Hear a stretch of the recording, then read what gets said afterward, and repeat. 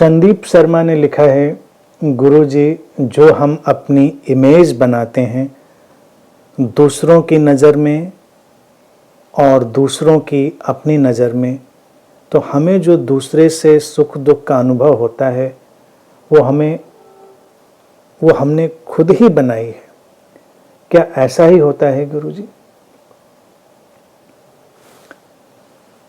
संदीप, बात तो तुमने समझ ही ली, प्रश्न में ही तो तुमने उत्तर ही लिख दिया कि ये सब इमेजेस का टकराव है, छवियों का टकराव है।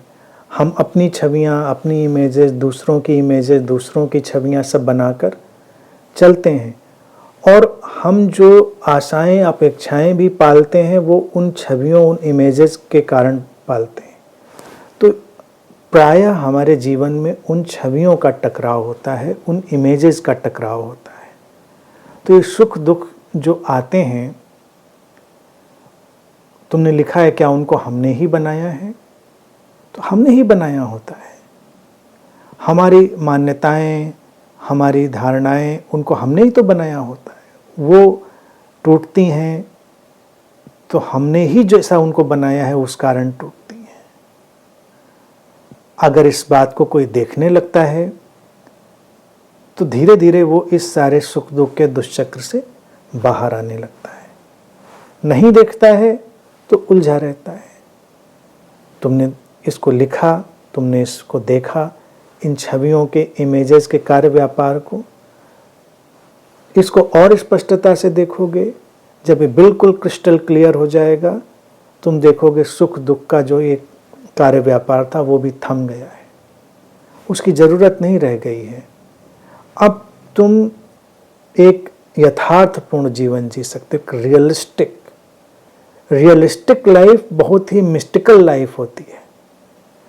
अभी जो हम जीवन जी रहे हैं वो रियलिस्टिक नहीं है और बड़ा ही मोनोटोनस है, बड़ा ही हमको बोर करने वाला है, हमको दुखों में डालने वाला है, परेशान करने वाला है। रियलिस्टिक ये है कि कोई इमेज नहीं है, और जब कोई इमेज नहीं है, कोई छवि नहीं है, तो फिर इन्फिनिट पॉसिबिलिटी है, अनंत संभावना है, कुछ भी हो सकता है। जैसे कल के ताओ के सूत्र में लाओ त्से ने कहा कि एक संत नहीं जानता कि वो कौन है। ये इसलिए लाओ त्से ने कहा कि वो कोई फिक्स्ड फ्रेम नहीं दे रहा है अपने आप को। अगर वो कोई फिक्स्ड फ्रेम दे देगा कि मैं संत हूं, तो बस वो फंस जाएगा। वो कुछ भी हो सकता है, कोई इमेज लगाने की ज़रूरत नहीं है। लेकिन हम इस समाज में क्या होता है कि फिक्स्ड इमेजेस के माध्यम से जीना चाहते हैं।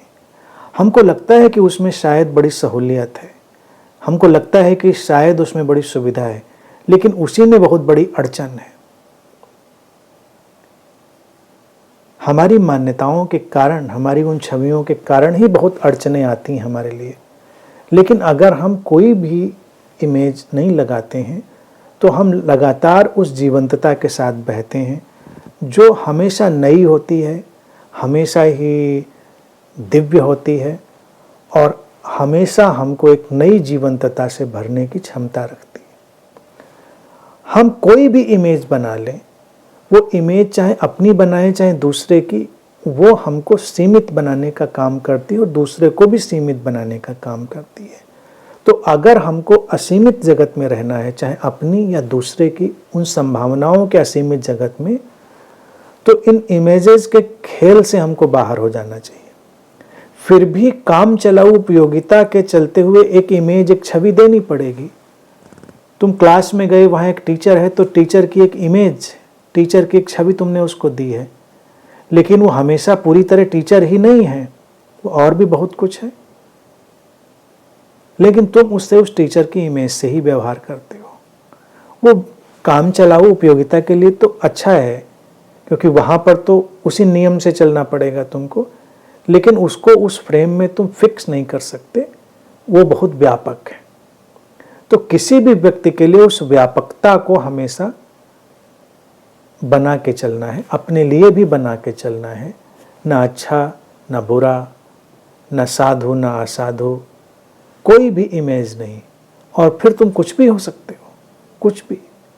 कुछ भी का अर्थ हमेशा ये मानकर चलो अस्तित्व में हमेशा श्रेष्ठतम की तरफ एक पुल है, और जिस दिन तुम इतना खुला छोड़ोगे तुम उस श्रेष्ठतम की तरफ खींच लिए जाओगे।